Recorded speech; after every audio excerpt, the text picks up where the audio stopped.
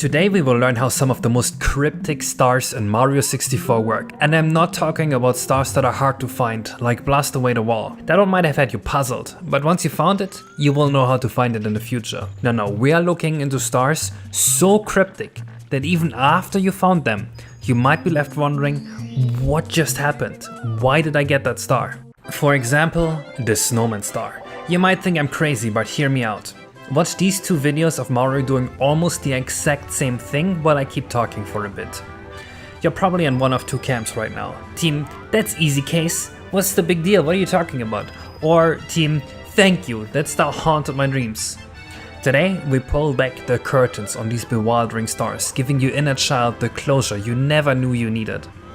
And as you can see from the video, one Mario got the star, while the other one didn't. If you think you know, leave a comment and keep watching. Strap in, folks, it's time to unravel Mario 64's most cryptic stars. The deep blue of Jolly Roger Bay and its resident, Unagi the eel. You know, many of you asked about that elusive star, wondering why sometimes Unagi decides to take a swim, while other times he just lounges in the ship. Is it pure chance? Is there maybe a secret dance you have to do to make him come out of his cave? Well, we can find out by looking at the code. Before we can fully understand how this star works, we actually have to understand how Mario 64's hitboxes work.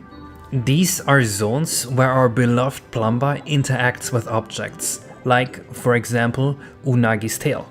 In this game, they look like vertically aligned cylinders. For Unagi, there are these 7 capsules along his tail, and touching any of them will get Mario hit. When Unagi is first spawned in the level, he is waiting for a proximity check. He is waiting for Mario to get within 700 in-game units to the last hitbox on the tail. We can visualize 700 in-game units to be around 700 centimeters or 7 meters. Once you have entered his proximity sphere, you have activated his next action state. There will not be any indication that you just did something useful. The Unagi is still just going to ignore Mario, but trust me, he is now active. After you have activated the Unagi, he is gonna wait for Mario to be far away. 4,500 units far away. So far that he is not even gonna be in the camera anymore. And once you've done that, after you return to the ship, the Unagi is no longer gonna be in your way. I suspect this star is so difficult to figure out because there's no indication along the way that you're doing anything to actually lure the Unagi out. He will not acknowledge your existence, he will not make a sound, you will not even see him come out of the ship. He's just gonna magically not be in the ship anymore unless you know exactly what I just told you. But what about the second Unagi? Luckily, he is a lot easier. For him, all you have to do is get within 1000 Mario 64 units of his tail, and then wait. After about 85 frames, or just under 3 seconds, you will see him start creeping out. Just wait a bit longer from there and you will be able to touch his tail and get the star in no time. Shifting Sandland, a desert full of secrets, and one of the most puzzling of them all?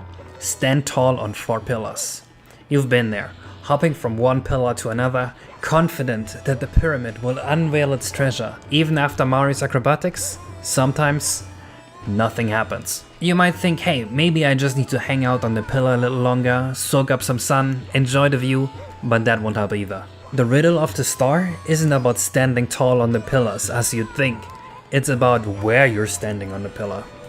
Behold the secret, a tiny hitbox, patiently waiting for Mario's touch. This little zone is our true hero. Every pillar has a specific checkpoint, and Mario needs to touch this hidden mark to activate it. Once you're done hitting each of those checkpoints just right, the pyramid finally acknowledges Mario's efforts. The snowman in Mario 64. Believe it or not, this icy enigma was the 120th star I found as a child. I had to get a friend over to my house to try and beat this. And when I watched him do it, it looked like he was doing the exact same thing I did and I just didn't get what was going on. Some of you might think I'm an actual moron right now, but scroll through the comments on any Snowman Star video and you'll unearth a myriad of theories, superstitions, Basically Mario 64 astrology. The star feels so random that gamers are making up the stupidest rituals for how you're supposed to get the star. It reminds me of the pigeon experiment, where you put the pigeon into a box with a lever and you randomly dispense food. In the experiment, pigeons were fed at unpredictable times. And what did these stupid birds do? They started developing rituals, little dances, strange hops, all in the hopes of summoning the next meal. That's basically what the people in the comments under any Snowman Star video are doing. But fear not, fellow Mario fans. Like all great mysteries, there's a logical explanation lurking beneath the snow. Most people assume that you have to slide in front of him to guide him to the goal. But in reality, there are 3 conditions you have to meet before you can get the star. Rule number 1. Touch this sphere, halfway down the slippery slope. This one's pretty easy, and I'm guessing everyone was already doing that anyway. Rule number 2. On the last frame of the snowman's path, make sure you are in the snowman's field of view. There's a small V-shaped fan, and weirdly, it doesn't quite line up with the snowman's head. Stand in this vision after touching the sphere from before, and our frosty friend will take notice, starting to roll menacingly towards you. The problem with this is that his cone of vision is aligned with his movement direction, and because the path points don't line up in a way that he is rolling at the snowman's body, the field of vision isn't centered around the head at all. I suspect that someone on Mario 64's design team moved the path points for the snowman body around after the programming team had already done the final implementation for the pathfinding. This could have caused the field of vision to be offset from what the programmers wanted it to be. And because the last path point is so close to the head, that means if you have the snowman follow Mario, you will almost never trigger his field of vision, because it's just a very thin slice in front of him at this point. This is likely the reason for most people's anguish. And rule number 3, positioning is key. You need to be positioned in a way that the snowman takes notice of you, but also meets his head when it rolls towards you. So while it feels like sheer luck, there's actually a method to the snowy madness. Let me show you the laziest possible way on how to get the star. All you have to do is slide down here, you hit the sphere, and then you take a leisurely stance over here and you just wait and watch the magic unfold. Nothing at all like these superstitions people made up about the star, and if you read any comment section about the star, I'm sure you can get a good chuckle out of it if you're equipped with this knowledge. The last star I want to talk about is more jank than Cryptic.